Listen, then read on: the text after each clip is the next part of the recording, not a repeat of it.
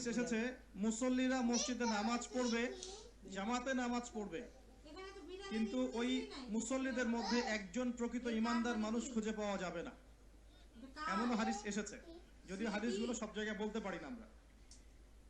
এমনও হাদিস এসেছে যে মসজিদে মুসল্লিরা নামাজ পড়বে, কিন্তু মুসল্লিদের মধ্যেও একজন প্রকৃত ইমানদার মানুষ খুঁজে পাওয়া যাবে না। আপনারা হয়তো মনে করছেন সেই যুগ অনেক দেরি আছে, আমরা দেখছি সেই যুগ চলে, এখন মানুষ নামাজি হয়েছে আর অর্থনৈতিক জীবনে গিয়ে সুদখোর হয়েছে, হয় নাই? ইবাদত বন্দেগীর জীবনে মানুষ নামাজ পড়ছে, মাশাআল্লাহ, রোজা রাখছে, যাকাত দিচ্ছে না, যাকাত দিচ্ছে না, অন্যের হক দিচ্ছে না, প্রতিবেশীর হক দিচ্ছে না, আত্মীয়র হক দিচ্ছে না, নিজের সম্পত্তির সুষ্ঠু বন্টন করছে না, ভাই বোনকে সম্পত্তি দিচ্ছে না। এমন হচ্ছে না? নামাজ কিন্তু ঠিকই আছে, নামাজ মানুষ পড়ছে,